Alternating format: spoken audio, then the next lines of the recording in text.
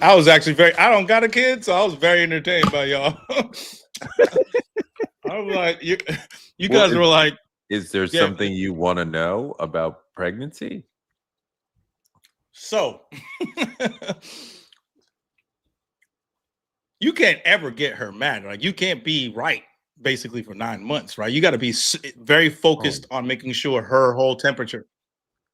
I mean, as you would, just as a gentleman, as a person who cares about her, she's sitting on the egg, she's going through it. You're gonna be like, rub my feet, run to the store, get me syrup. I'm craving this specific thing, my back hurts. But like, you're like, you try to do I see how you are with your girl. Like, you try to like take care of her, and you can't. And she's suffering, especially in the third trimester. It's like she's carrying like a 20-pound ball around with her everywhere. And you want to be like, let me run to the store. Let me friggin' run to the kitchen in the middle of the night. Let me fucking rub your feet. Let me fucking do whatever it is that you need to do to get through this. Because it's hard on her. When they say when a woman is pregnant, the whole world is happy about it except her. And obviously she's happy about it in most cases. But like, in theory, right? Curtis, right? It's a lot. It's a lot on her.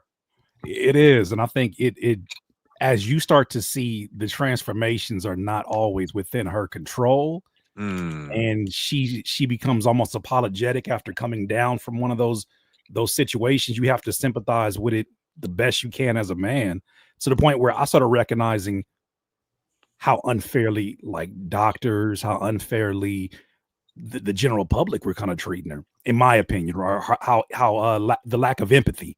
And it kind of really made me really defensive, and to the point where, I wanted to make sure she was always good. One part of it that I don't miss, but I completely get it, was the sickness part of it. Good God. Morning sickness. Anything she ate, we were both on edge, like, are you gonna keep that down? We'd be driving from Subway, and I'll be like, I can't even eat, because how the hell am I gonna eat if I know that you about to start yakking? So it's also a lot on her self-image, because she becomes physically larger than she has ever been. And so you have to be reassuring her that she looks great, but you got to do it in the right way. And because if you go overboard, she's gonna be, because she's very sensitive. You lying? Yeah. The chemicals are going. Stop lying to me. And I mean, like, you're lying. I don't want to make it.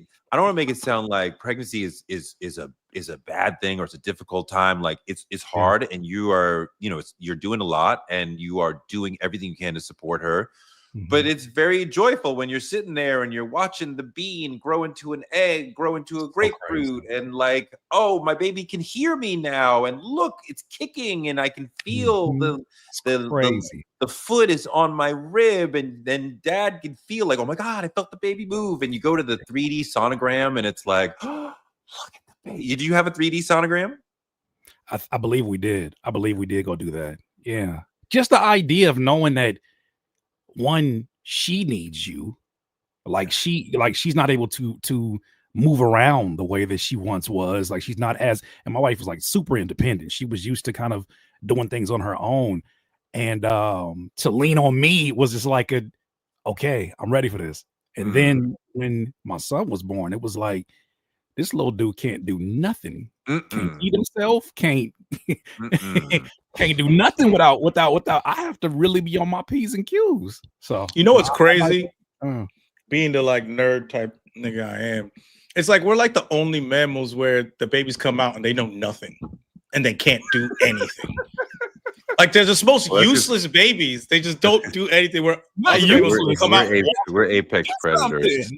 We're the apex predators. I mean, you're right. The newborn baby is exciting because it's small and it's yours and it's new, but it's boring as fuck, because it's just a lump that just sits there. Boring as fuck. Boring. And it's like, y'all with a stick, like, do something. I thought I was talking shit and being insensitive. He said it's boring as fuck. No, it is. They just sit there. They can't really control anything. Like the least little move, you're like, oh my God, he licked his lips, he batted his eyes, whatever. But like, they can't do nothing. And when they get to be like 3 months old, 6 months old, and now they can like look and like communicate with you, and now we're fucking doing something. Now this is fun. Right. Oh, Curtis, I noticed both my kids, like the day they turned 3 months old, they saw me with new eyes, and their eyes were like, "You look fun. Where have you been? I've seen you somewhere before." I'm like, "I've been here the whole time, but it's cool." But it's like before 3 months, your name in their mind is "Where's Mom?" And at 3 months, they start to be like, "Oh, you seem fun. What are you all about?" So you're going to be here on a daily basis, aren't you? I'm gonna have to You're here too. Huh? You continue to be here. All right. Yeah, but they get a lot of dopamine out of nurturing from mom and play from dad. So they really want you to be the playmate, the roughhouser, the game player, like whatever. And mom is more like, maybe you associate with like home and like self-care and like hugging. And so, I mean, like, that's. Yep. It's a real thing, man. It's a real thing. It's a real chat is wondering if we're live right now. We are live, chat. And they're wondering where we're at with it. We talking about being adults and doing nan and boo boo to kids. That's what we doing. Yeah, nan and boo boo. I can walk. Where you supposed to do nan and boo boo. I thought you would think this was interesting, but we can move on.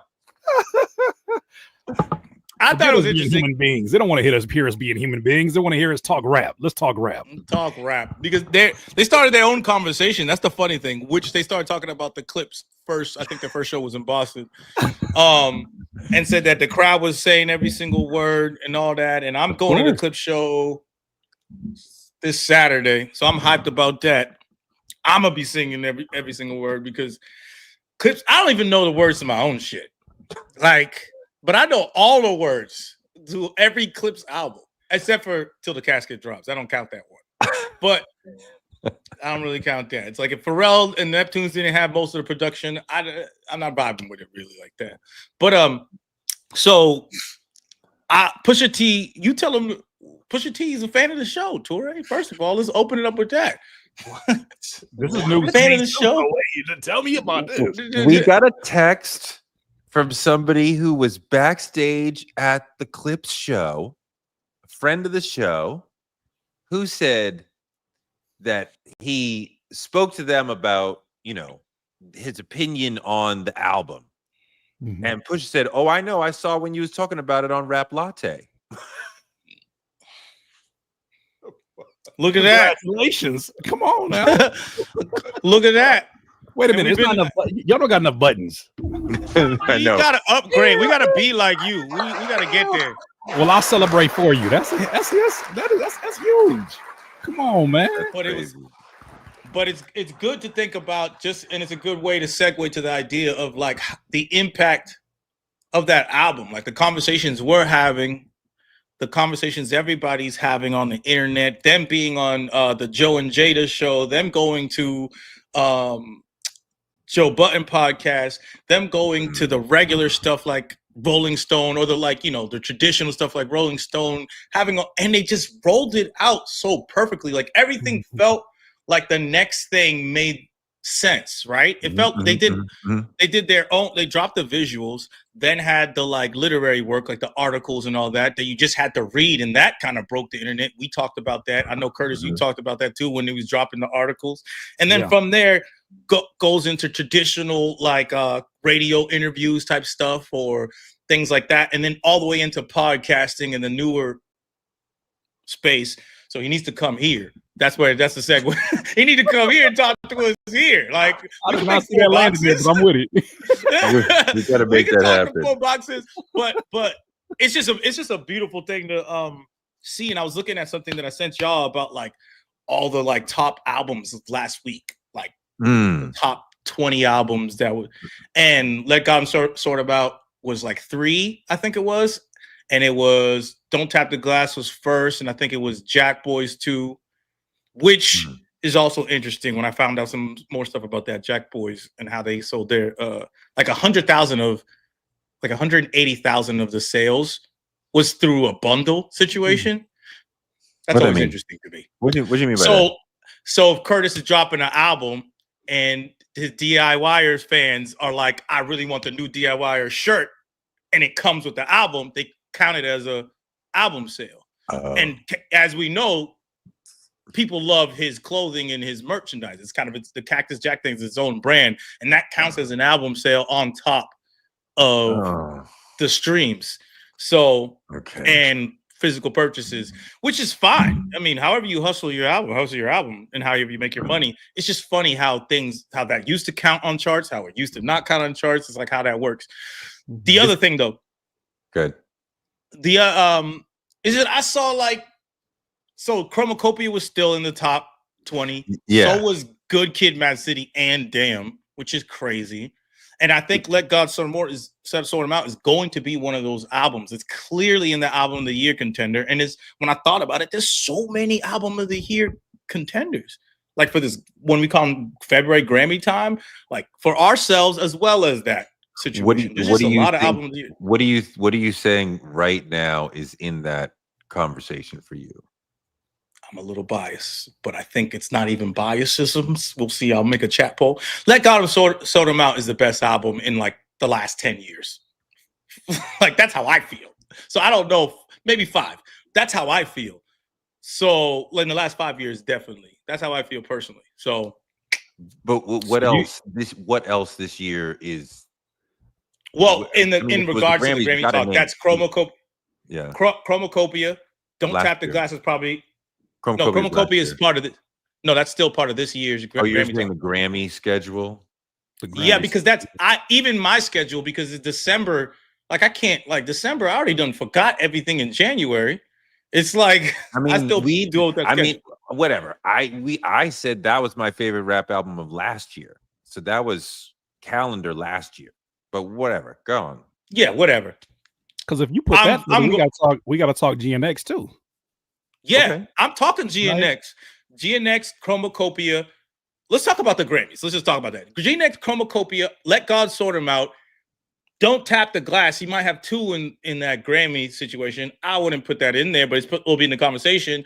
And then you have other names like Alfredo 2. People are really loving, and I appreciate it too.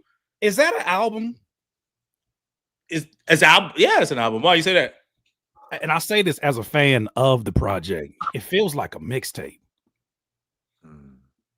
Like when you're talking about the way that these categories are lined up with commercial releases that have a certain structure to them, like definitive, not even definitive, like they're very specifically structured as choruses, bridges, verses.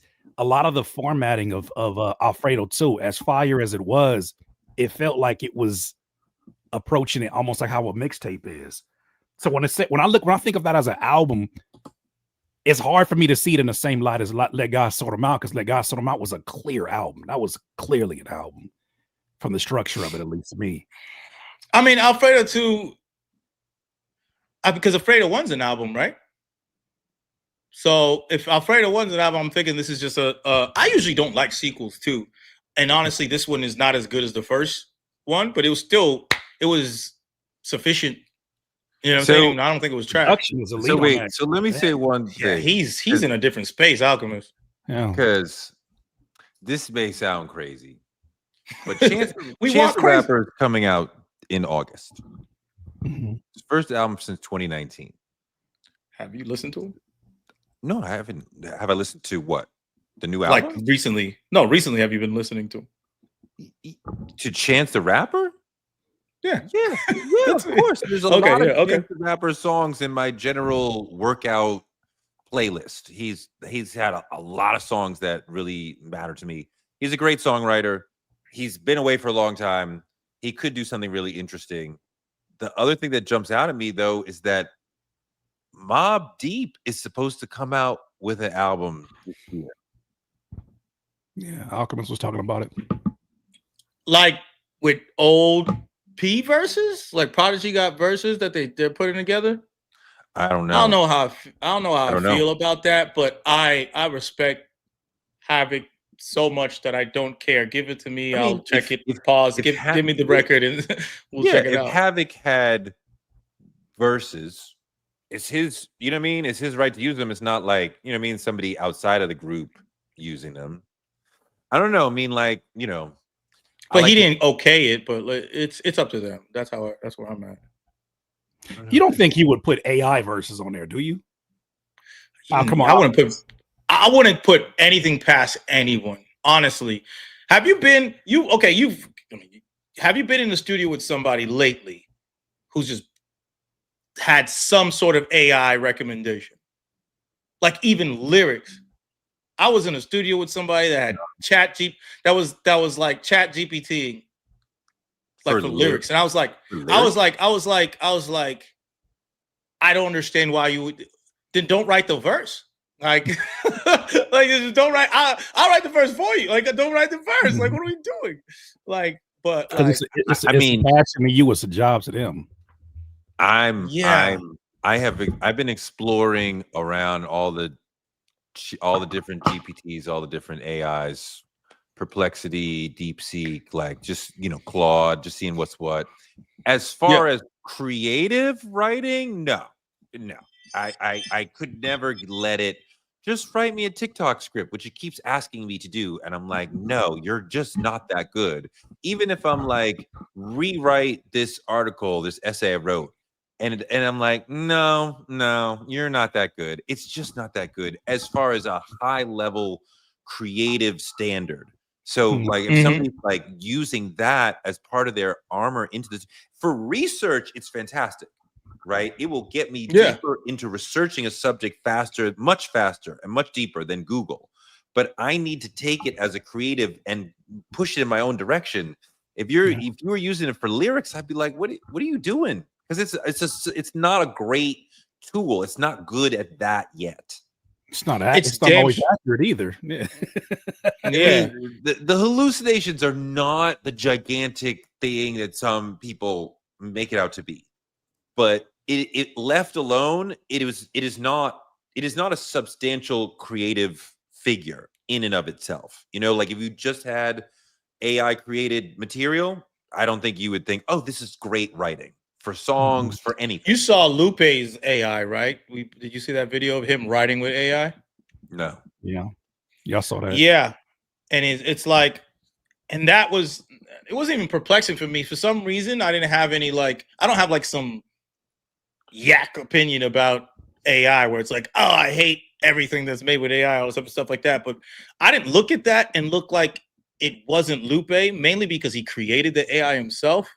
But it was interesting to kind of see him figure out how his brain is working, seeing him create the lyrics. So I feel like if you have a voice, and the voice's perspective is what I'm talking about. Like if you have that, it's kind of hard to fake that through an AI thing. Like you would have to put all your work in something for it to kind of understand your voice and perspective. But I mean, it's a tool. If you use it as a tool, it's fine. I just don't want you to, and I don't know that many people think this at all, but like to let it take over your creative process because it's good at certain things. But that's a good question. What does it mean to write with AI? You mean for a songwriter? Or in general? Well, it's the same thing. To write with AI is basically like someone would be like, you know how people used to take, another thing people used to do is go to Rhyme Zone. It's like, oh, what's a word that rhymes with action? and I never understood that as an MC. Rhyme Zone. Rhyme Zone. It's a place where you throw in a word and it'll give you words that rhyme with it. And people used to do that too in the studio. And I'm like, for me as an MC, it's like I don't think about what rhymes with the word. I think about what I'm trying to say. Yeah, and I've through osmosis, I've collected so many words that I find the word. You know what I'm saying? Or you make the word sound like, you know what I'm saying? So that's what I love about rap. When you make two words that don't really rhyme. And that's when I'm like, that is a much higher achievement to me than just finding two words that rhyme. Shit that would never be in a dictionary, that a computer would never put together, but this unique, brilliant human made X sound like A, and I'm like, oh, because he cut up the word or he missaid it or whatever. And like, that's the shit that really moves me. Yeah, because crayon and chaos don't rhyme at all, but Eminem somehow found that. Yeah. Crayon, seance, and chaos. On paper, you would never even think that they were. Chat GPT would never come up with that. Can I throw something else out there that I saw just last night? There was a gentleman on Instagram who was making a case for why are there no longer singers like the Whitney Houstons, the Mariah Careys, like the ones that belt out and they're like they're on this elite level of singing. Like, why do we only have kind of like the more soft singy songwriter kind of rap and kind of singing type of styles? The theory that they threw out there, I think, says a lot about how a lot of Gen Z hip hop fans are trying to find some kind of connection to these releases we're talking about. Here's what he said. He said, Gen Zers don't find things that they don't have the ability to do appealing. So as they're watching a singer who's like a Mariah Carey or you know, we look at that from our generation and say, damn, like she is on a whole nother level. Like we admire her skill set. He was theorizing that there's a Gen Zer audience that looks at that and it's not appealing. It's the same reason why you can get on TikTok with 4K video quality and they'll look at that and not identify or trust it as much or connect with it until you're on a phone and you're doing the thing that they could do as well. It makes me think about that also contributing to you know the push for anti-intellectualism, the push against, you know, artists that are rapping a certain way that the audience cannot do themselves. I think that's very true, but it goes to my statement of like when I was talking about Playboi Carti, of moving towards, it's like seeing everything in rap before. It's like I can't be more dense and more lyrical than Nas and Kendrick Lamar. That's the apex of writing, right? So therefore, what I can do is do something completely undefinable and left. And I agree that some people feel like the 4K thing, because I even understand that. I could shoot something when I was doing my little studio thing in the King Green show. I was shooting it with a 4K camera, all that type of stuff. It took me all day to make one TikTok when I first started doing it. And then I started just talking about lyrics or communicating about things on my mind. And I'd have like 1 million views on a video I just did in my pajamas. So it's like the reality of it, as well as the non-performance. It's the performing thing. It feels like you're performing. So I understand why, because we've been advertised our entire life. We've been advertised to and marketed to. So things that feel like marketing to an American, is off top. We don't fuck with it. We want to be entertained, not marketed to. And I think the youthful generation has that compounded even more than us, right? Because they're the ones that get the latest of the marketing and the newest of the marketing. They always target that youth sector, right? Mm-hmm. So I feel like it's a logical human psychological response, but then I feel like there's those negative effects that you're talking about where it could turn into anti-intellectualism as well as turning into very individualistic society. Like the feed is my feed, and if it's not something that is in my feed and what I enjoy, then it's bad. You know, where you know how we used to watch, we all go to TRL 10 through 1. Number 1 is Backstreet Boys. I ain't fucking with Backstreet Boys, but all my cousins is listening to Backstreet NSYNC and doing the dances. Usher's number 1. I wasn't messing with that first Usher song, but that My Way joint. But they was, and then after a while, I started liking the damn thing. So it wasn't bad. Even if you weren't a fan at that time, it was undeniable the skill set that it required to be that. Even if that wasn't your particular style, I'm bringing this up to kind of attach that to the conversation of the resurgence of rhyme zone users, the rhyme zone users, the resurgence, not even resurgence, but the excessive use of Chat GPT to lean on as a collaborator that allows them to feel like they're competing with the things that weren't once appealing because they couldn't do them. So when I'm thinking about the utilization of AI to fill in the blanks or to make the user sound smarter than what they are. I see that collaboration being abused for sure. Wait a minute. I'm looking on Chat GPT to try to understand the singer question. Where are the singers? Right. And this is making the point that there are some, but they are not being pushed because radio and streaming algorithms and some of what we're talking about with Gen Z prefer vibe over virtuosity. And so they're not real there. And also the Black Church to the Stage studio pipeline has been sort of like dried up. But the TikTok isn't built for long notes, vocal buildups, right? Gen Z wants their stars to be relatable and not untouchably gifted. So like we have some people who can sing. I don't know if there's anybody who can sing like Whitney or Mariah right now, but the culture is not rewarding them the same way that it once did. I feel like in the pop range, there's a resurgence of real songwriting though, and real feeling more so than real singing, like what we call singing. Like Whitney, Mariah, they're singing. Like Mariah has an uncanny ability of hitting those high notes, right? She's crazy. So that's that. Whereas if someone saw that on TikTok in the middle of the street and Mariah just started hitting high notes and people were reacting to it, that goes super viral. Because reality and authenticity of your talent, I think, is actually very impactful nowadays. It's just that the marketing of it isn't. You see what I'm saying? Like regular talented people go viral every day. Right. But even for that example, the version of that singer that you would see go viral who has this very rare and unique talent is probably going to be on iPhone quality. And I think that's that's sort of the contrast or the balance that you have to achieve in order to connect with that particular audience. And we're not talking about everybody, right? We're just talking about there are segments who do not take this craft as serious as we do. They don't take writing as serious as we do. They don't look at this as something that is worth building upon because they want quick results from it.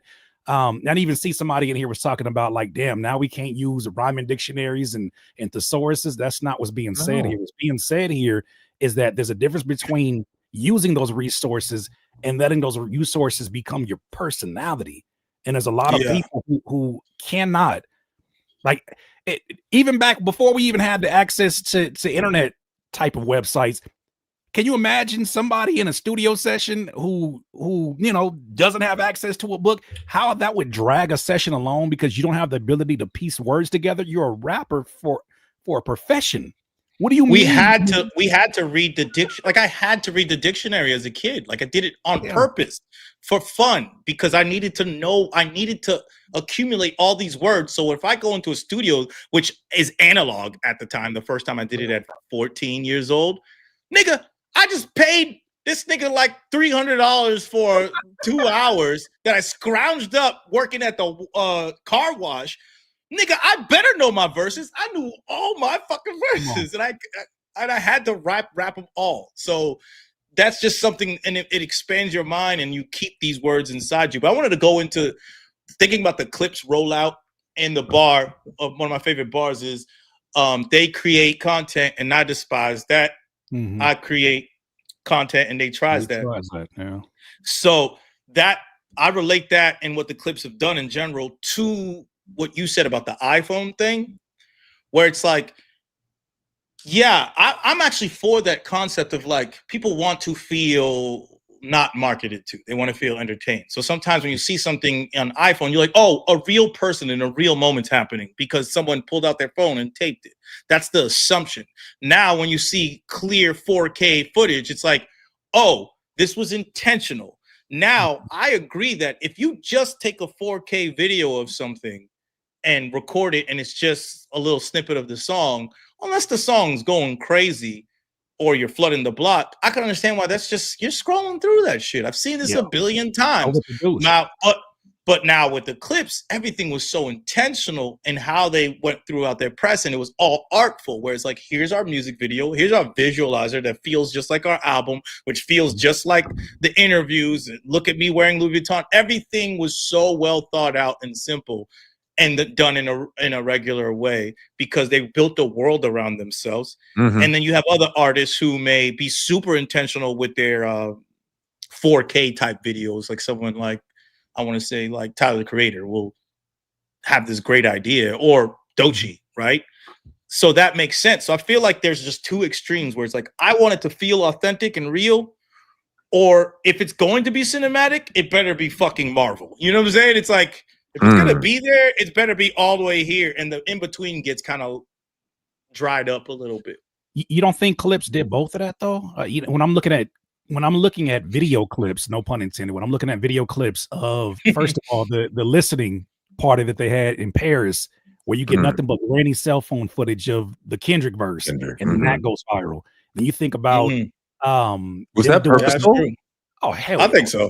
Yeah, I think so. They can't convince me that wasn't, because like, you know how many events you go to where people are secretive and they say put your phones away. They know how to control that. But I think they wanted that to be a moment, and it was a moment, and the same people who only consume this quality or grade of content, they did what they did. We reacted to it, we distributed it, we had conversations about it. So I feel like they played both of that. I think that they are showing that it's not an either or game. You can play both games, just that when you presenting your art, everything is art. Everything is art. Even when they're like, I consider, even when they're doing certain interviews, or even when they're doing the block party, and they have the performances where they rapping on the block, and it's like, these things are all playing into that game, but it's also saying, don't get it twisted. I don't only live here. We exist here as an art form at its highest level. And I feel like they display both of that. And I think that that's Tyler did the same thing, right? You don't have any video footage of the listening party, but the one video that did pop out was, I guess, somebody who recorded him, and it was on cell phone of him dancing in there, enjoying the project. So there's other ways to do it. It's Friday. Yeah. Clips is Friday in Brooklyn. Clips is Friday in Brooklyn. Yeah. But I agree with you on that. The Clips did do that. And I think the great artists do that, where it's like, you know what's really dope? It's what you just said, is that you when artists do real life things that they know will be internet moments, you know what I'm saying? But they create these activations, and Doechii, Clips, and Tyler were perfect at that. It's like you create these little real life things, so you feel authentic and real, but like you said, they know this is gonna get clipped up. It's gonna, like, Pusha T's a marketing genius. Like, let's not get it. Oh, for sure. Like, he's a marketing genius. He knows that I'm gonna say this about Travis, blah blah blah blah. It's gonna get these type of clicks, but he knows how to say it where it's part of the conversation too. So you don't even feel like it's forced. You know what I'm saying? It's like, nigga, I rapped about this shit, and I said the nigga can't rap. That's just relevant to the music. Yeah. You want me to not talk about the music? You know what I'm saying? That's what we're doing. And I feel like that is just such a beautiful way to do it, and it makes me even understand. Even like what we do, it's like having these conversations, releasing music on your own, and we're still a part of the culture. It all feels right. It feels like it's all one thing, and it should be all one thing, whether it's the authenticity of your conversation or whatever. What are you spitting at, Corey? I'm looking at Clips tickets for Friday, and they're doing Manhattan on Thursday and Brooklyn on Friday. And I just realized that the Brooklyn show, if I'm reading this right, is pretty much all GA. I am too old. You need a seat. You need a seat. I need my space. I need a seat. I'm here. I'm just gonna be here. I'm not gonna be here. I'm not throwing beer. We're standing the whole, because I'm not. What's the venue on the wall to lean? Not you walking around the venue like Prince in the Chappelle skit. Unity. Well, fucking Green will be there, so people will be fucking like, "Oh, what's up, Rap Latte?" I'm like, "Yo, this is great. I would love to sit down." Fist bumps. I gotta Fist see, bumps. I think the Thursday. I'm not show, going to the Brooklyn one. I'm going to the Fairfax one. I want to be in Virginia because I know the first song they're gonna play is "I'm from Virginia," and being in Virginia. Oh, I can't wait for that moment. Yeah, that's gonna be. I was gonna go to the Brooklyn one. These niggas want 2 bills for general admission. Jesus fuck. Hey, you should have be there or not. Those are New York prices because I got my shit. I got me and my guy's shit for $80. They said y'all. They said y'all didn't say nothing when the price of eggs went up. Price of gas. Hey, I know, right? This is tariff pricing. God damn. Yeah. It was like you Brooklyn niggas didn't move when the arena came. Y'all stayed. He's not even at the arena. He's in small places. Terminal 5. Brooklyn Steel. I didn't even heard of Brooklyn Steel. Terminal 5 ain't small. Like, that's ridiculous to call that small. Small is Webster Hall. Small is what's that? But an artist level of Clips would not do Webster Hall at this stage, right? Actually, I don't know if that's true, but yeah. Like, they're a theater act. I thought they were a theater act. For them to be doing an arena, it's crazy. And they're doing an arena down here. But this is a theater.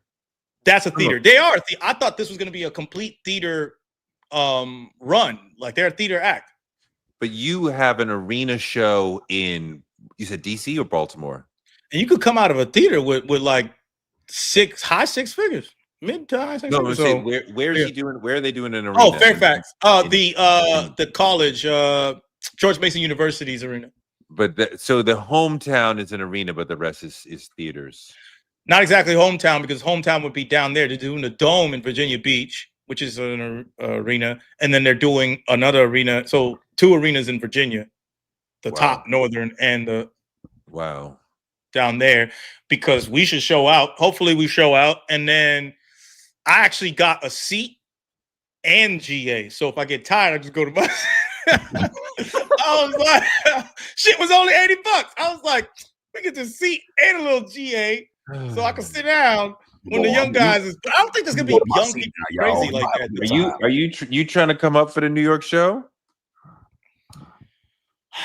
No, but I gotta be back. I could. You know what? Either Thursday or Friday. I would do Friday, not Thursday. I'd go to Brooklyn. Terminal 5's in Brooklyn? Terminal 5's in Manhattan. Brooklyn Steel is the Brooklyn venue. Which I like Terminal 5. I like Terminal 5. I don't know about Brooklyn Steel. Are they playing out there in LA? Yeah, what are they doing in LA? I don't know. No idea. I have to check it out. But I want to see that. What's the last show you went to, Curtis? Are you a show guy or not really? I haven't been, only because just holding down a fort here. But I went to the GNX at you did? GNX show, or the SZA and Kendrick show at what was that stadium where the Rams play? SoFi? Yeah, SoFi. I'll never go back to SoFi again, but that was a dope show. What happened?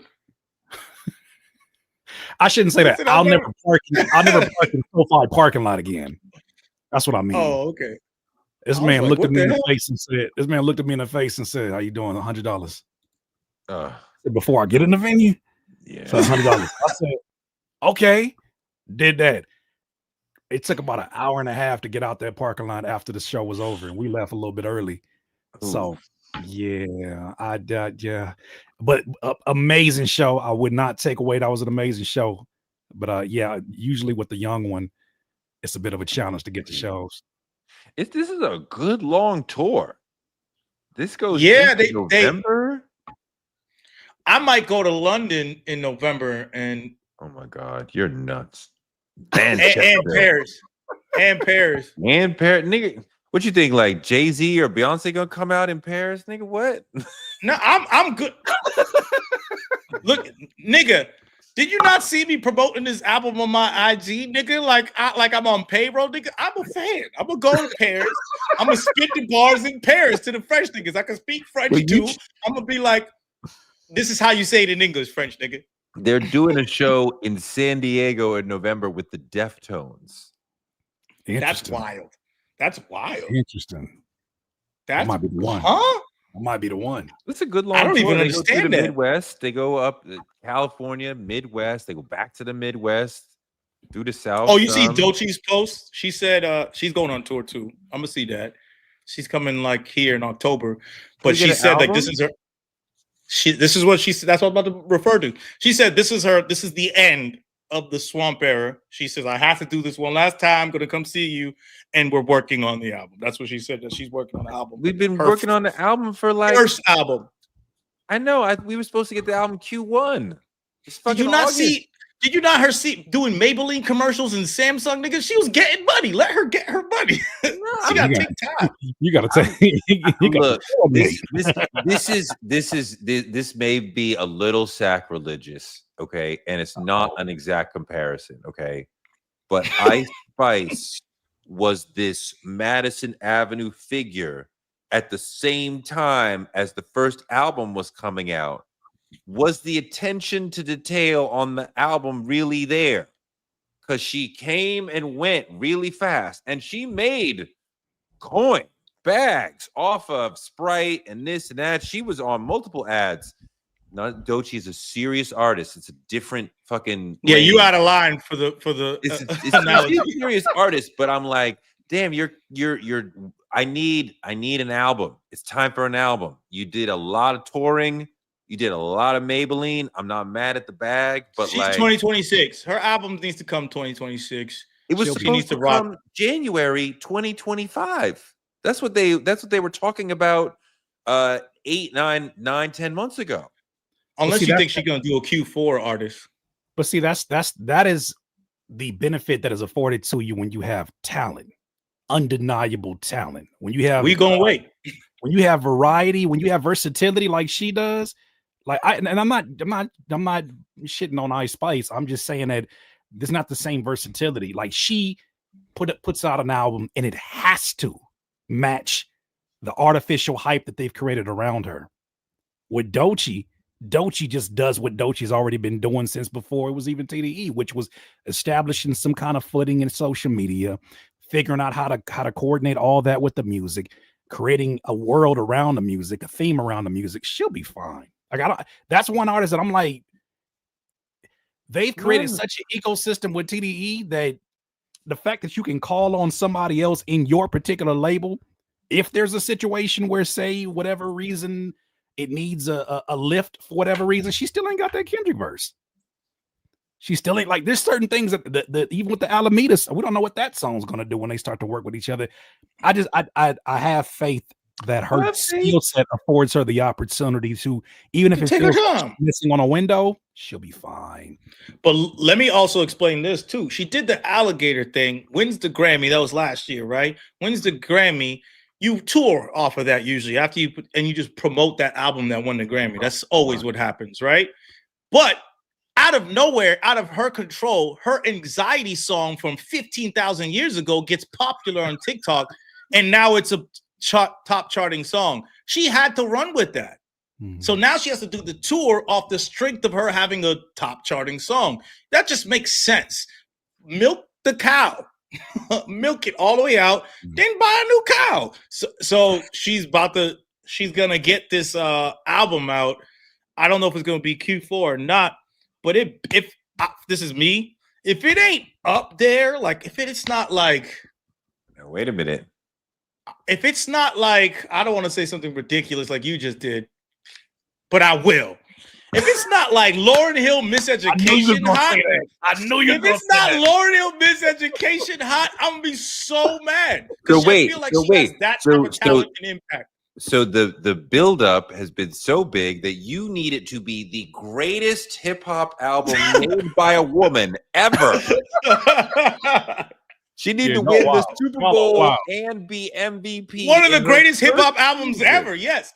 I think she needs to be that. I need her to be that. I need her to be that. As a hip hop fan, I need her to be that. I wonder if she will come out and make you fucking be like, shit, the Clips did not have the album of the year. But that's a whole other thing.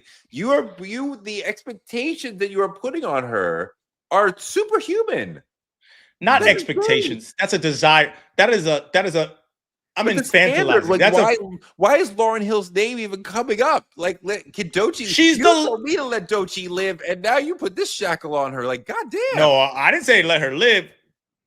I told her don't you compare her to Ice Spice. No, disrespectful. Situations. Oh, the situations, yes, because she needs the time to make Miseducation her own. Why does she?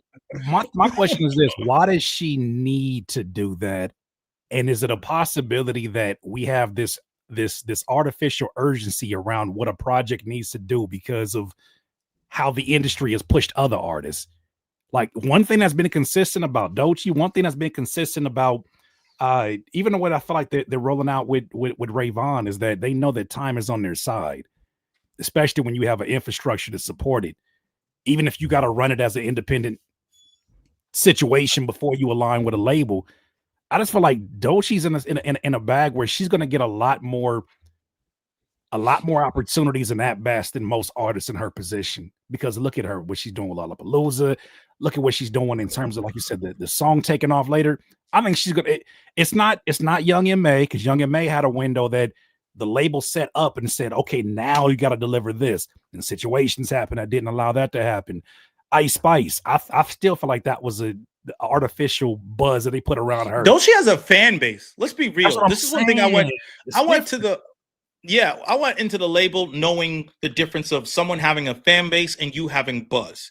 And you could smell it. And that's what you're saying. Like, buzz goes away. B goes away. Fan base is really, you have to kick them out. Like a fan base, you have to turn them off like Kanye does. And he still can't even turn off his fan base. They still there. So they still there. So she has that, and that's why I'm telling you that I feel like it needs to be at that level, because I think she needs. I feel like hip hop needs it. That's why. So you're saying desired. That's the desire. Yeah, desire. This is my personal desire. I don't think that's what she needs. Like you were saying that if she don't come out with a Miseducation of Lauryn Hill this next album, wrap it up. No. It's personal green design. Any artist in there. That's crazy. Yeah. I mean, I do wonder if she will be ready to have that sort of personal sharing. If she's ready to do an album where she opens up her heart and says, this is where I've come from. This is who I am. You know, on a debut hip hop album like that, like, it would be the time to do it. And the world is waiting for it. And the world wants to know more about you. We love you.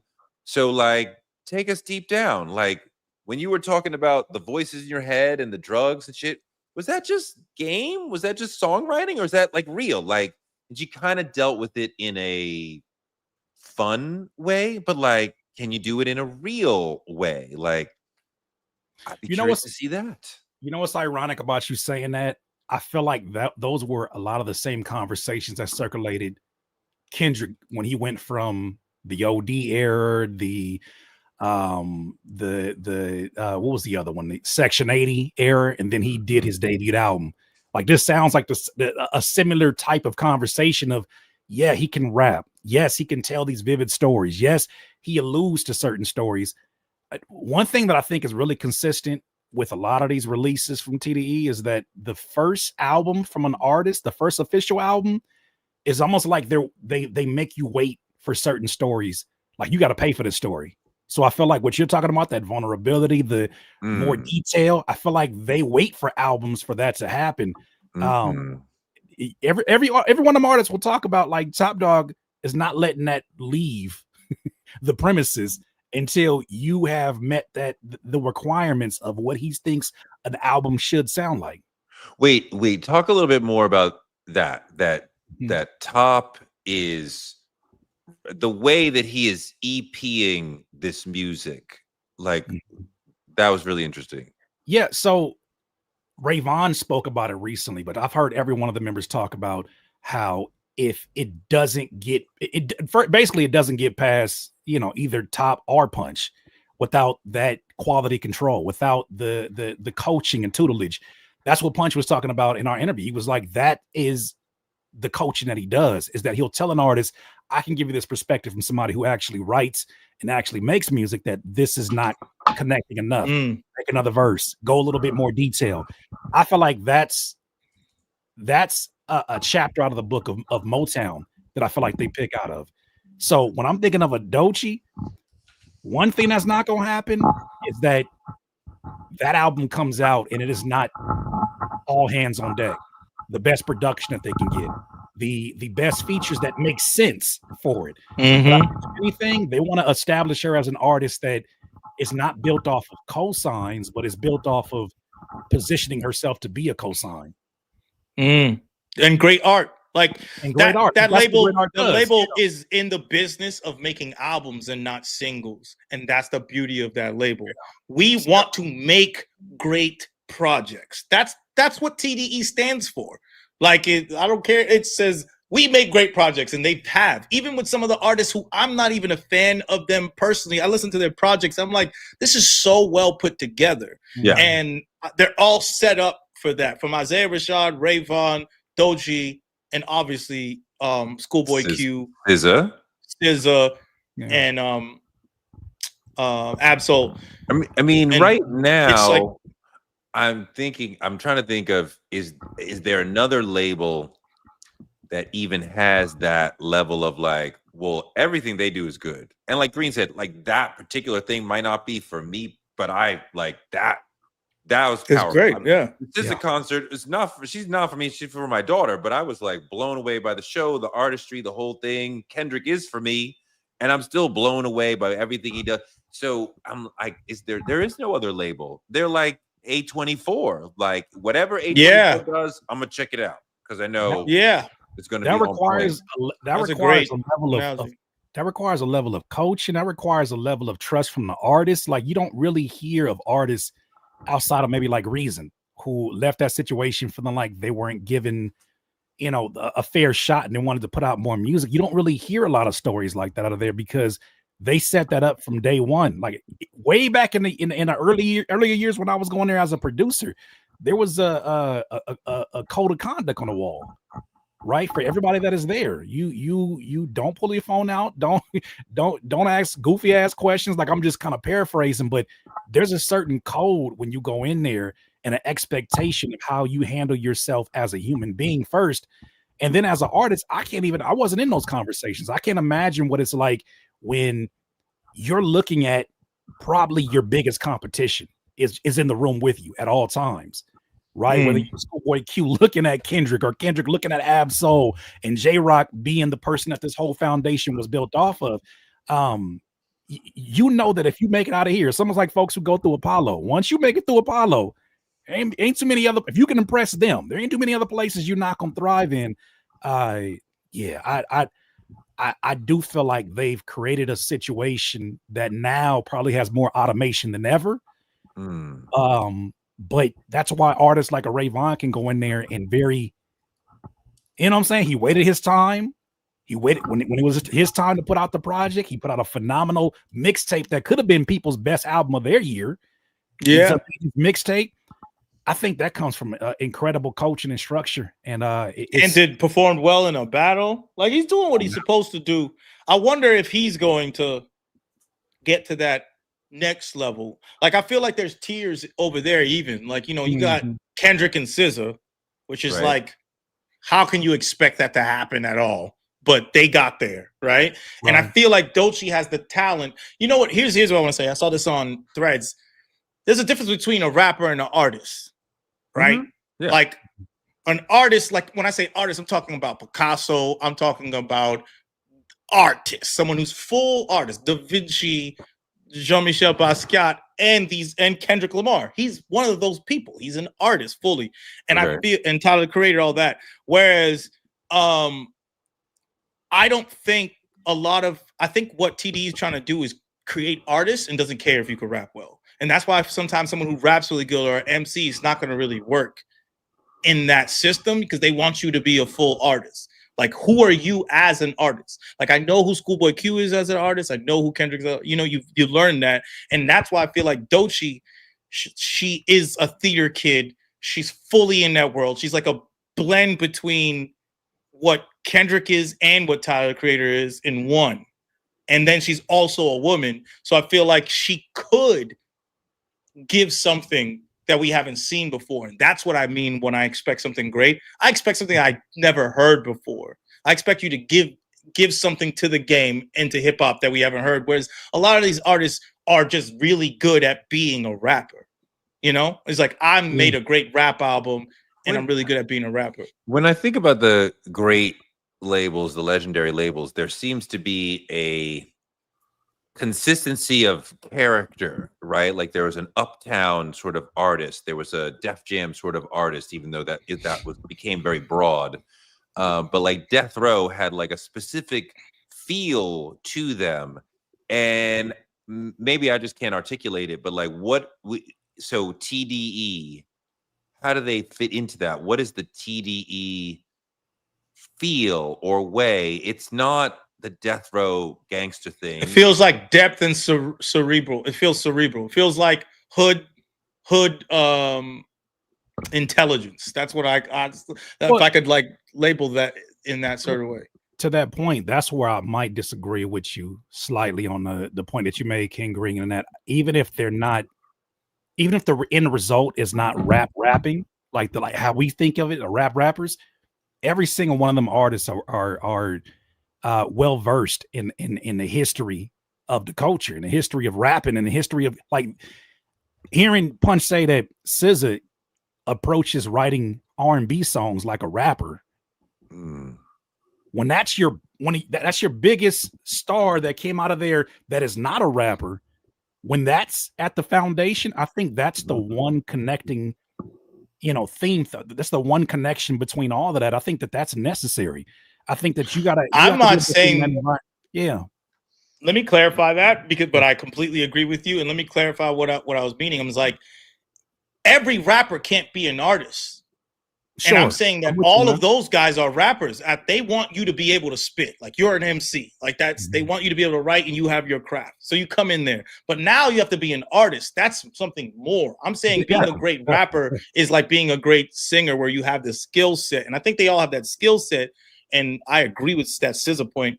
I didn't see that in your interview or anything at all, but I agree with that SZA point completely. And that's why I learned to appreciate SZA. When I heard that second album, the one that people don't even love as much as a Control album, I think this next one is crazy because the way she writes and how great of a songwriter and like lyricist she is. And that's beautiful.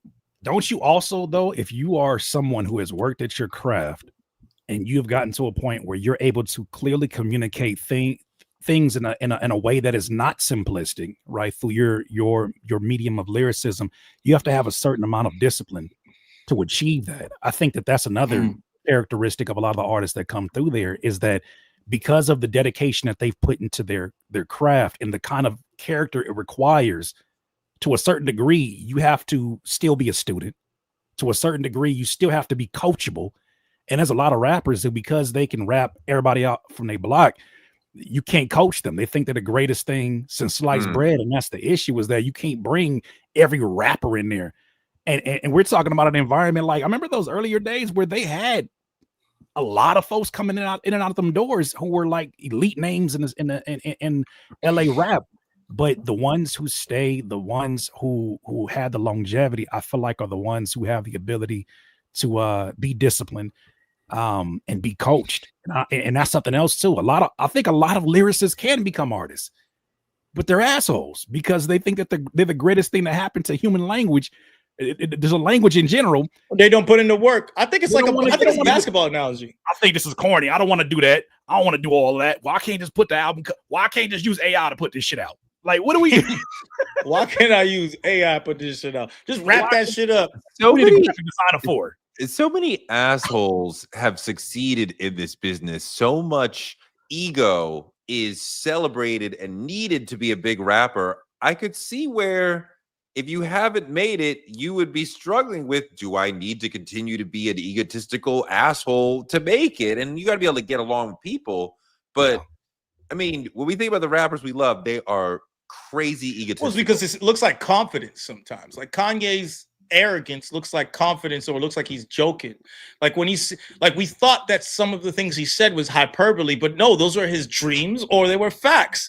And we thought at the time it was hyperbole. It's like when he get on, he leave your ass for a white girl. We're like, oh, ha, ha, ha, ha, ha. Oh no, you did. Oh, you just did that. Yo, as soon as his mom died, he started dating white women. Just right away. I'm Right away. Everything I rapped about. You thought I was a backpacker? Let me tear that apart. What do you think I rap for? To push a fucking rap for? Like the nigga was really about that shit. It was not a joke. It was not hyperbole. He did not have a certain type of awareness. Like the thing that I loved about My Beautiful Dark Twisted Fantasy the most was the awareness and the depiction of fame and how it can erode your self awareness and your self perspective, right? And that feels very enlightened. But then after that, you're just doing all the things that you said like corrupts people. Like after you made an album about how fame can corrupt, and then you're like, yeah, I'm just gonna fully go in. I'm double down on being corrupted. And when he told you it's not that bad.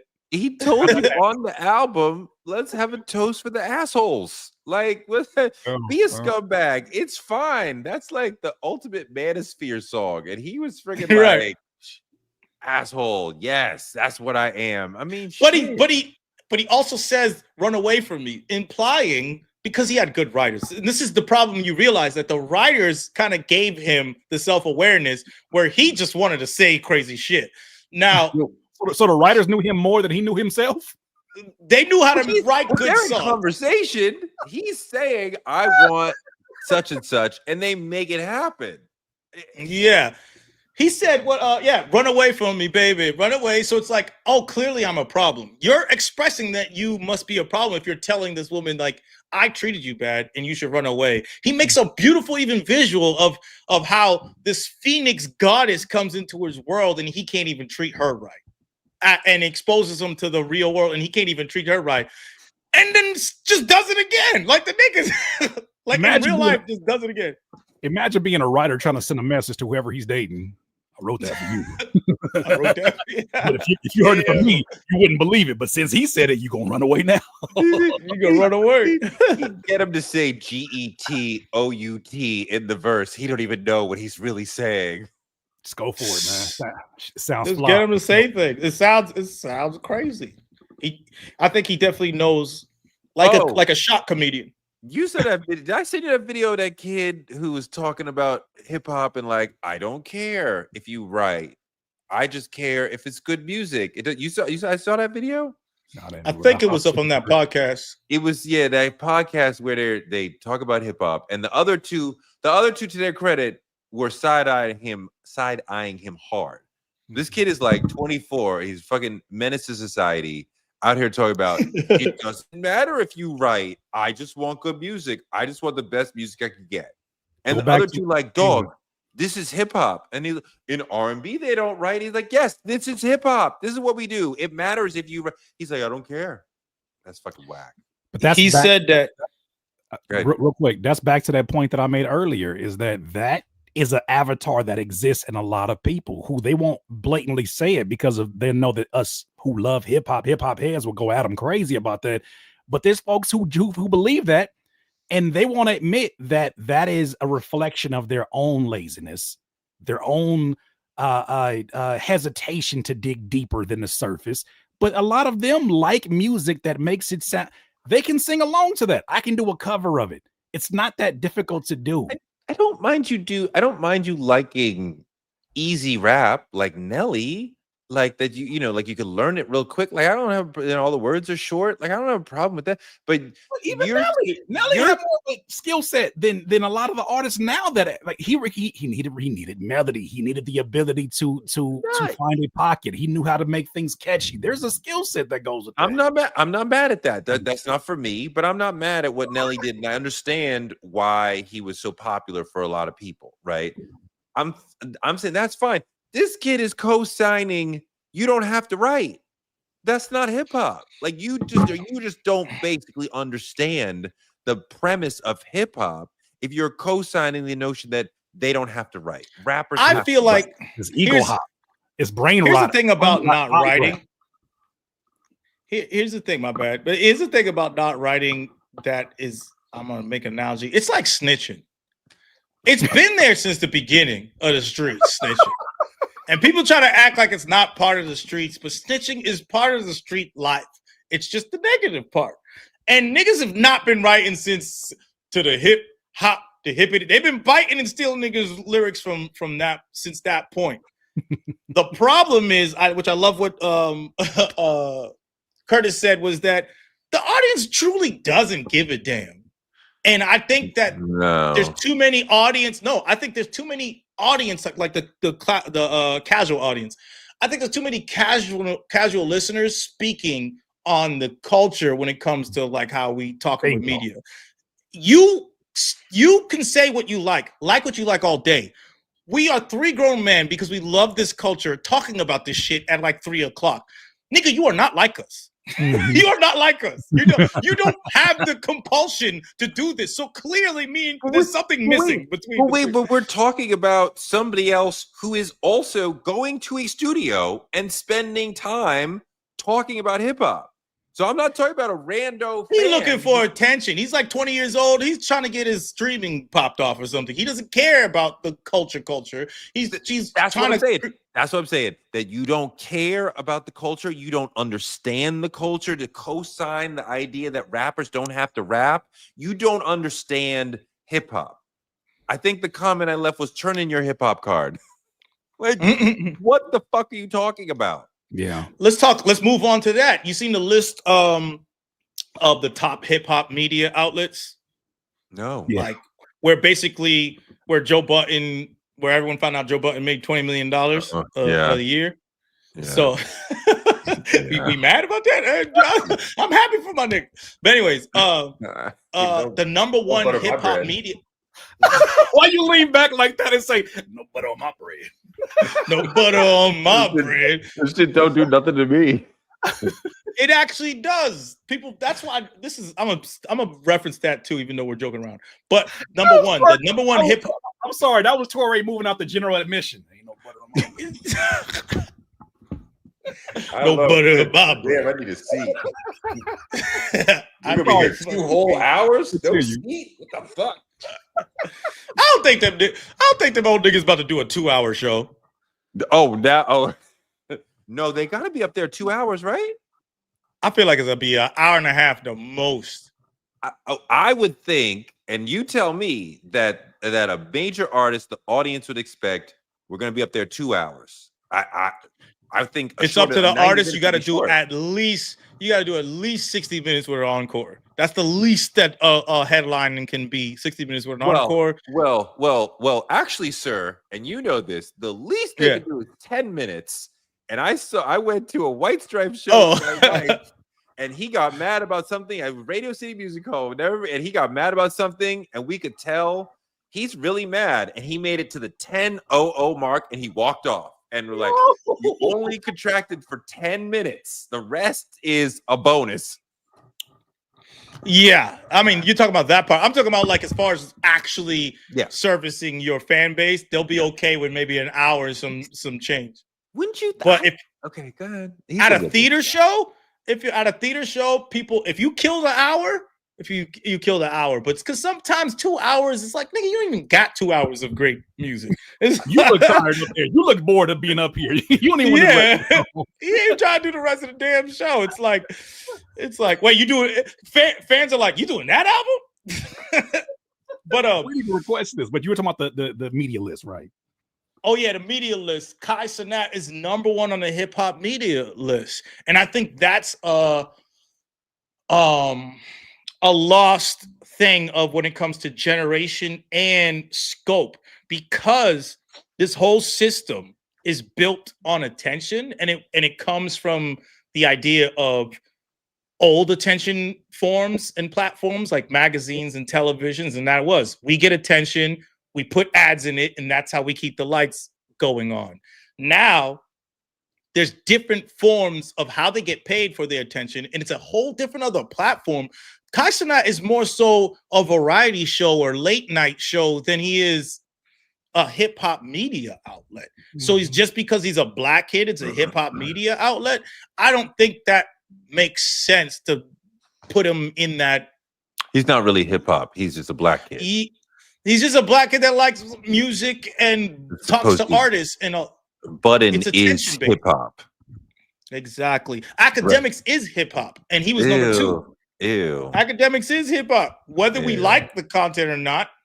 That nigga, all he talks about is hip hop shit. That's all he talks about, and he's talking about it from that perspective.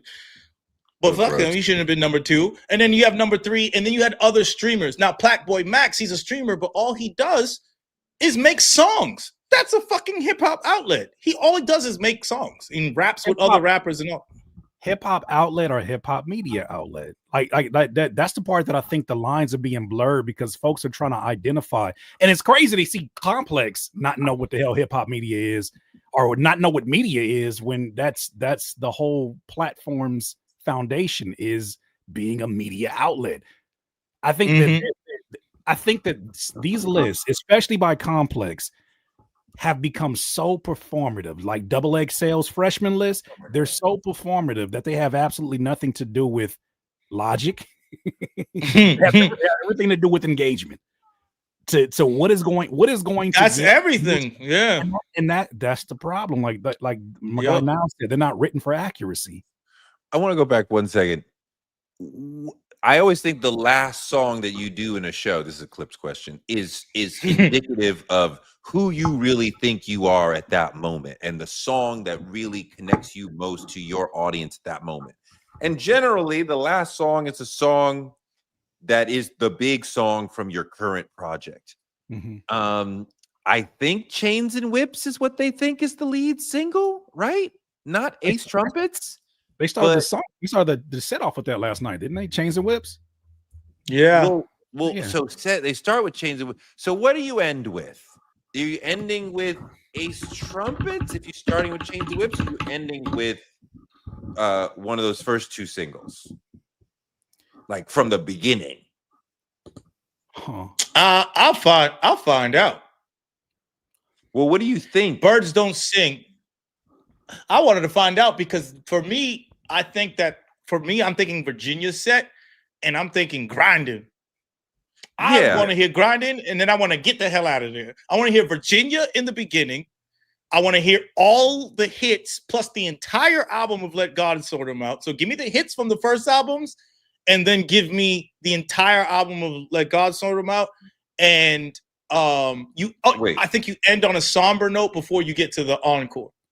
Wait, hold on. You got to start with the current album. We can't start with the old album.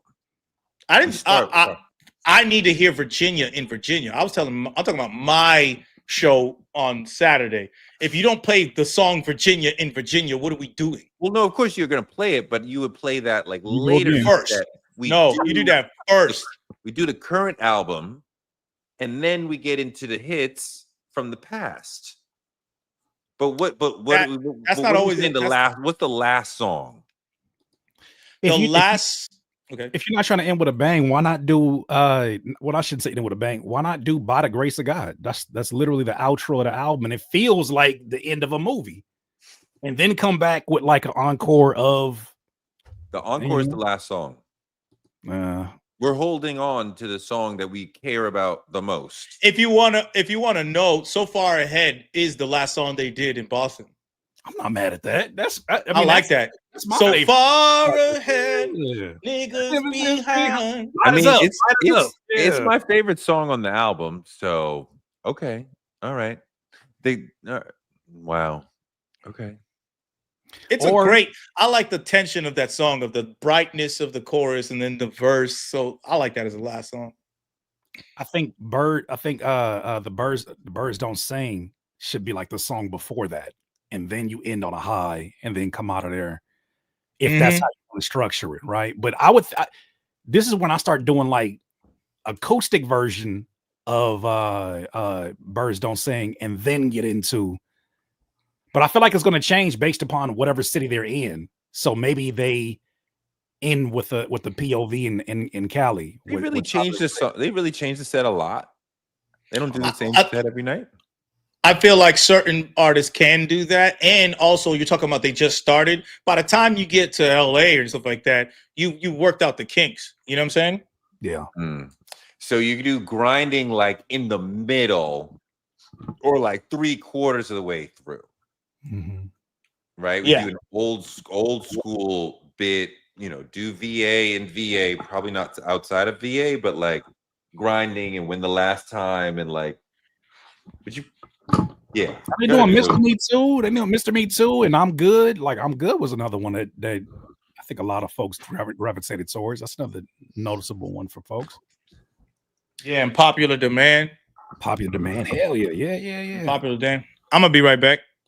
I mean, there's a lot of hits. I'm just always curious who you think you are by what the last song. So if they're ending the show with So Far Ahead, that would lead me to think that would be the next video, because that makes sense, right? This is a song that is very important to us. Or it could be we assume that this is the one that you guys want next, but we'll see when we get out there live which one is a song that maybe we didn't anticipate. You know, oh, y'all are really, really rocking with FICO. Like I think they brought Stove God out. Like maybe that's the next one. I could see them already having a plan in mind, but being fluid enough to pivot if the audience is showing them something different. Really? So they would be paying attention to the audience to where it's like, okay, this song is getting more attention than that song, so let's change our plan. I wouldn't say change the entire plans, but I could see them pivoting, especially if you're on a tour right now and we know what a music video, the right music video can do for the momentum and the popularity of a tour. If they see that an audience, this is the first time they're seeing people in getting a reaction like this. If they see an audience is going extraordinarily crazy for a particular song, you may say to yourself, yo, we got to knock this visual out or drop this visual next, because of the momentum that it's going to push into people buying tickets who already didn't buy their tickets, right? I think people who were going to buy their tickets, the fans, they've already taken care of that. They're not concerned about that. But I could see those being opportunities to like breathe extra life back into the project now that it's kind of ran through its cycle. Do you have any idea what they might be taking home from an average theater show on this tour? I have no idea, but I imagine looking at some of the clips of the merchandise that they have and all of the partnerships, like with Adidas and the Lego sets. I'm not sure if they're selling all that stuff, but I imagine that that's got to be supremely valuable to have them there. And I don't know if they're even signing stuff too. That wouldn't surprise me if they were signing merchandise on the spot as well. I remember somebody telling me when it was Jay-Z and Kanye's tour around Niggas in Paris that they were getting $1 million a night, but they're doing, arenas, right? They're doing Madison Square Garden. So I don't have any sense. They're like, Green was saying $80 in his area. My price is, New York high, outlier. You're doing a lot of theaters. I'm trying to guess, Green, just a ballpark, how much a group like the Clips is getting from doing a theater show, like an average theater show on this tour? 5 to 6 figures. Depending. They're walking home with 5 to 6 each. Depending on the ticket price, obviously. So if they're hitting y'all over the head with $200, but we're an outlier. Doing pretty good. New York's an outlier. You're probably like 80 is probably more likely what you're being asked to pay. So it's probably like 100,000 a night for each man. No, the act is getting 20, like for like a Terminal 5 on the low end would be like 20,000. The act is getting 20,000 to do Terminal 5 on the low end. So that's why I said it could go all the way. It all depends on the ticket price. So I know people who could come out of there with 6 figures, but there's people who come out of there with guarantees, which is like 20K. And then if you do if you have a door situation, that's how that works. So maybe because you should be maybe 80 to 100 a night. Yeah, I would hope so. You're selling it out. That's what I'm saying. You would be selling it out, making Plus, money. there's merch. Are these Live Nation venues? Seems like I think Terminal 5 is a Live Nation venue. What would that mean? That means that the cut gets a little bit smaller. Yeah, they don't take the. If you're playing the Live Nation game, they don't take the merch cut that much anymore. They used to. It used to be like they took like 20% of your merch, which is crazy. Yeah. Just because I'm coming into your venue, you're gonna take 20% of the shit that I sold to my own fans. That's robbery. Yeah, that's gangster shit. Like, and it's like, but it varies on the ticket. That's the value of a monopoly. Exactly, and they're about to lose that. I feel like they're still going to court for that shit. Yeah, it's definitely wild. But yeah, Nana boo boo, Nana boo boo, Nana boo boo, Nana boo boo. Wait, I think Ray might have froze. You froze? I did freeze. I could hear y'all, but I froze. I mean, we could end that. We could end today's show with that. This man frozen. Thanks. This sweet Torre. This is AI. Oh, he's back. He's back. Oh, he back. We back. But as far as the one thing you guys were talking about that I wanted to comment on, you were talking about like, would they change the set? Yes. You change the set on how the songs, because something works on a record does not mean it works live. And when you figure out how it works live, you take it, you move things around. You're like, this is the high point. People are really into this. I'm looking at the set that they played in Boston because there's this whole thing called set list where they throw up the set after you did it. They did Chains and Whips, POV, Popular Demand. What happened to that boy? I'm interested in that. I don't need Popular Demand. I'm actually mad. I don't need that song. But Mike Tyson Boulder Face, Inglorious Bastards, Mama, I'm So Sorry. I'm going to recite that entire song. Keys Open Doors, Mr. Me Too, Grindin', FICO, So Be It. So there's a lot of the new album sprinkled in with a few songs. It doesn't, and then they have Grindin' on there because they don't really got like hits that people need to hear. They have moments. Yeah, that's what I'm saying. They only got one or two. When the last time. No, they didn't do I'm Good. I ain't hit. I came all this way. You ain't gonna do When the Last Time. You heard it like they didn't do it. They didn't do it. They didn't do that at all. Bring something like this. Shit, I'm being addressed. When's the last time? That was like a 2000s banger.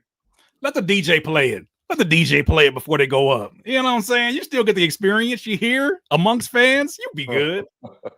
Don't play amongst fans. I have to see what I can deal with here. Are you coming to the show, Green, or not? Not really? I'll let you know. That's what nigga says when he ain't coming. I'm saying, I may just say no. I'll figure it out. All right. It's like I got. Let me figure that out. It's just because it's general admission, so we'll be together no matter when you buy your ticket.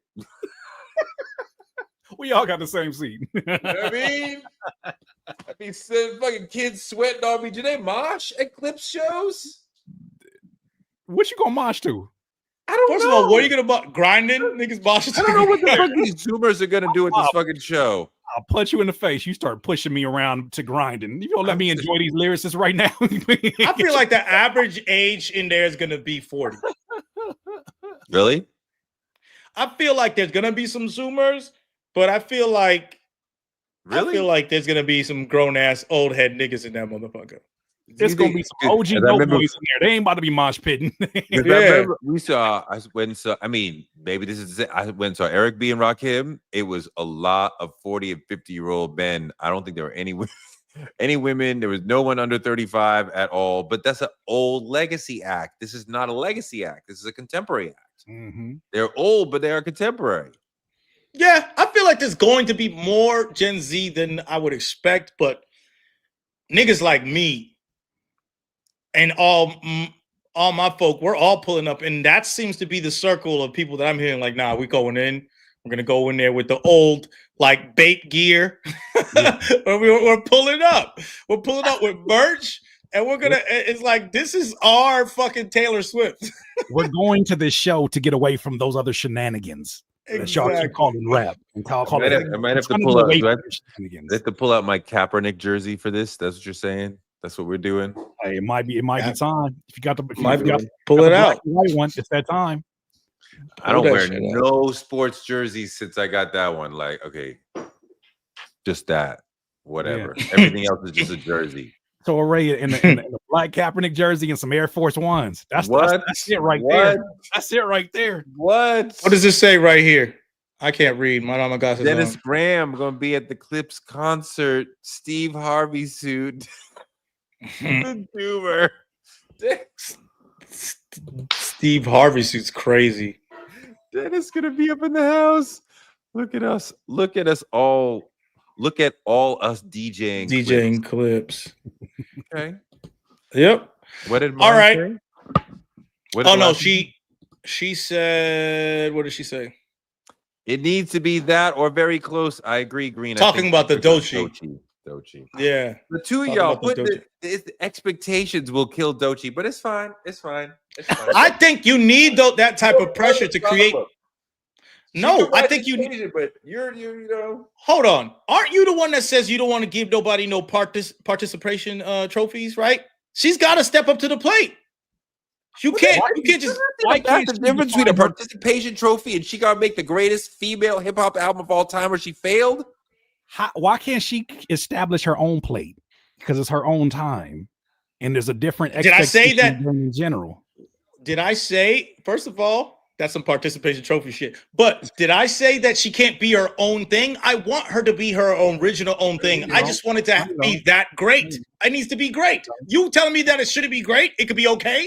I'm not saying that. Nobody said it could be. No, but you sounds like y'all saying it could be okay. I don't want okay for you. It needs to be the greatest female rap album of all time. I don't know why you keep putting female in there. It needs to be the greatest album. But wait a minute. Do we? Are we saying that? Are we saying that Are you saying Miseducation is the greatest hip hop album of all time? I don't think you are. No, I'm saying it needs to line up with an album that came out in 1998 and meet the expectations of a very different world that didn't have Instagram, TikTok, nor even the YouTube that we know today. But it needs to meet those expectations, and it needs to walk away with the amount of Grammys that in order for her to have a win. That's what we're saying right now, Mr. Green. The album must remain meaningful 20 years henceforward. Yes, if we're not talking about part. No. That part. All the accolades shit that Curtis said. Sales. Fuck all that. Fuck all that. Fuck the accolades. It needs to be something that lasts for 20 years. Yes. Tyler made Chromacopia. That's gonna be in his generation's last for 20 years. That's his greatest album, whether he likes it or not. You could see the impact. You could see his tour. That's the height of his height so far. He could even do it more than that. I'm gonna destroy that with one analogy. What up? Before cars came a horse and buggy. We don't talk about them the same way. One had to happen before the other one happened. Now we're here debating between two different styles of transportation. She is creating a different style of transportation. That's not a participation trophy. That is, I am in 2025 fighting a very different industry and a very different audience. Now you're making it a different conversation. Standard. Let's establish a new standard. You can't. Who's to say that Miseducation of Lauryn Hill, as much as we love it, as much as I loved it and played it in middle school, who's to say if that dropped today that it has even nearly the same impact that it has? Oh wow, no, niggas, no. I that's a hypothetical. That's a hypothetical. That's an if. If. That's like a if. That's like if Michael Jordan played here and all that. We could get into that. My initial reaction to that is, of course it would. It's fucking it's great music. The same way we're talking about it today. You think 20 years from now, if Miseducation of Lauryn Hill dropped today, we'd be talking about it 20 years from now the same way we do today. I think the creative impact and cultural impact of that album is timeless, and it would fit in 1970, 1990, sure. It still gets played today, so yes. Is the infrastructure as far as, you know, Rolling Stone, MTV, all the things that made us, like, I don't know that exists to support any album to survive through 20 years to become that sort of thing.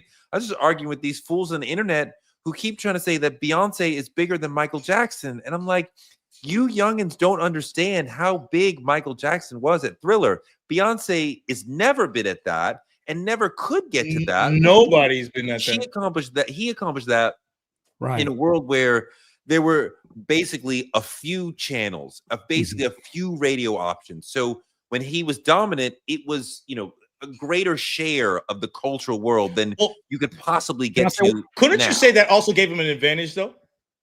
Okay. Pause it right here. I want to ask this question. The same question you have when I ask this question. Michael Jackson had to be that in that era when there wasn't many others to compare it to.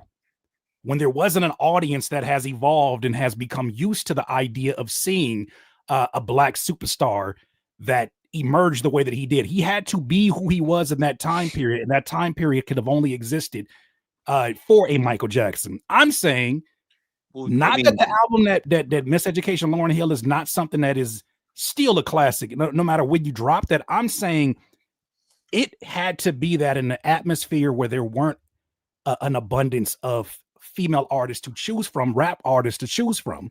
I'm saying now that you have a world full of Glorillaz, a world full of Doechis, she was in that example, where we have more variety, the audience is a lot more diverse in terms of their expectation, and they'll go different directions. I think in 98, for Lauryn Hill to have the type of message that she had, to be a female MC that sounded the way she had, there was a lot of doors that were being knocked down for the first time in our genre, and it had to be her.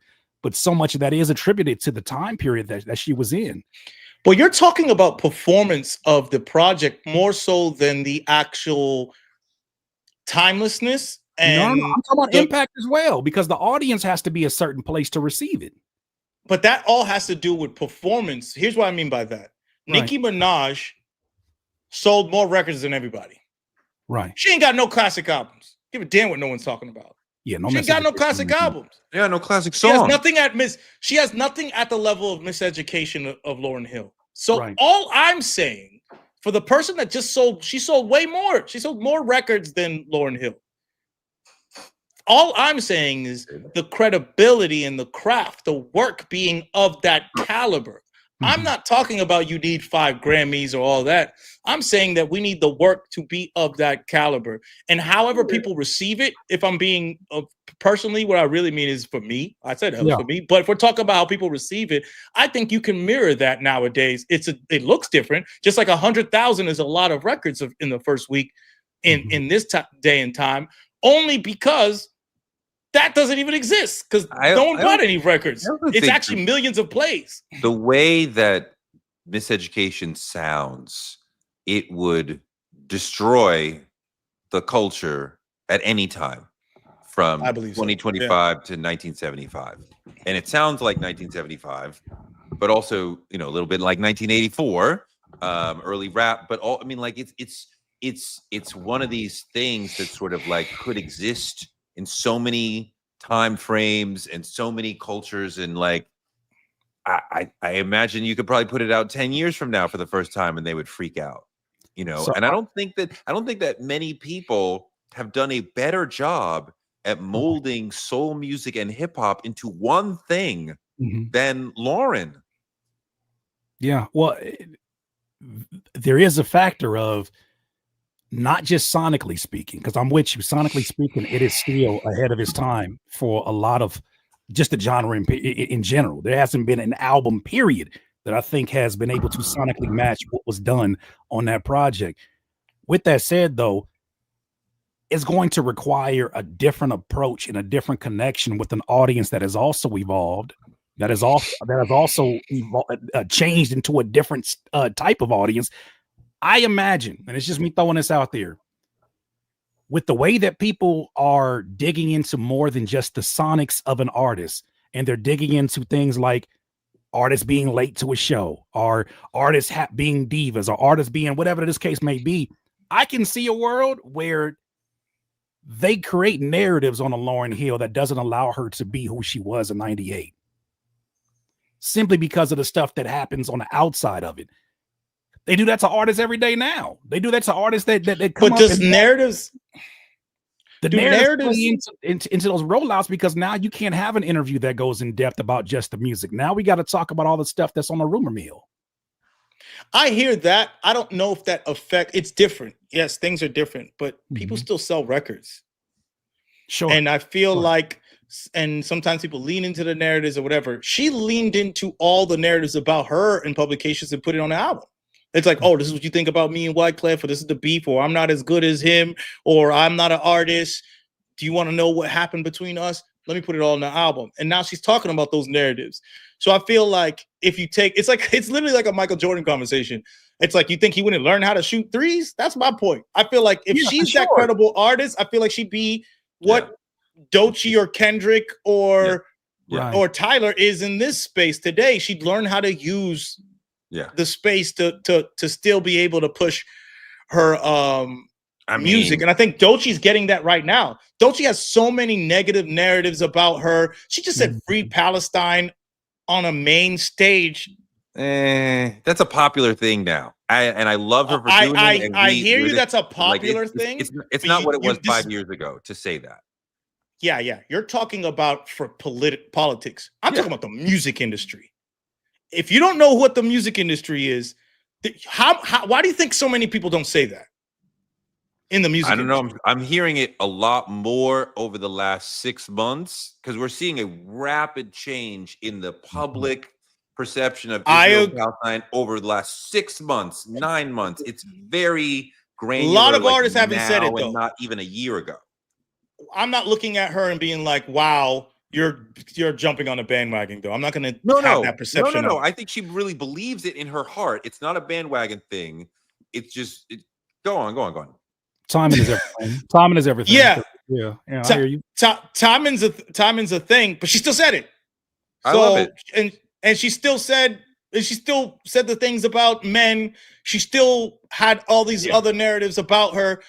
Academics is crashing out saying that she has no she has bots plays on YouTube. So many narratives around her. That's not going to change how she's moving because she seems like she has her own voice, her own perspective, and she has a goal in mind. So here's what I have, and I know we're getting to wrap up. There's one last thing I was gonna say about that. I also question not just her. I'm not questioning her skill set and her ability to readjust to whatever period she's in. That's not what I'm having. It's not I hear what you're saying with the Jordan analogy in the 2000s, but I think with her, what was very unique is that it's part of the reason we haven't got follow-ups to a Miseducation of Lauryn Hill or anything that will require her to be out there the way that she was when that was the center focus. She was very vocal about the evils of the music industry and the way that people would spin narratives on her, and how in a moment's time, based upon her the way that she was brought up. She said this in I remember it was an interview that I did, not interview, but an interview that I did a reaction to. She was like, "I'll leave this if y'all get too crazy." Yeah, she's outside right now touring an album that people have already praised for the however many years it's been out since '98. It's a lot easier to maneuver that than be in this space. Like even her showing up on stage with certain people, like it's got narrative switching around. I just question whether or not she would even want to deal with all of the stuff that's out here right now, and how much that changes the type of art that you make. Yeah, because it wasn't like it was confrontational. Doo-Wop had confrontational moments within it, but it's very different confrontation than Doechii saying, I am alpha female, and I'm about to say what I'm about to say. Yeah, I see that, and either way we end this is she better still drop a classic album. Here you go. I like that better though. I like that better because you're saying make a classic. I expect a classic from Doechii. I don't want to make it like you got to make the best album of all time. Classic. Yes. I was being hyperbolic, but this still means classic album. Saying I feel like that's the same thing. She needs to make a classic. You brought it down a little bit. You brought it too close to the camera. That's what it is. Classic. So close. A classic. It sounds like you're yelling at us because you're so close to the camera. It's less green and it's more green. How's that possible? It's very brown right now. Seeing this nigga's pores and shit. God damn. He exfoliated. His skin look good. You over there was shooting an still AK. outside. Spot on Man, the you shade. ain't connected to no Gen Zers over there shooting an AK. You missed like a that. spot on that shade. Oh my god. All right, niggas, I'm out. I'm All right, holding thanks, my y'all. freaking camera up with my hand. Good shit. Peace. We out.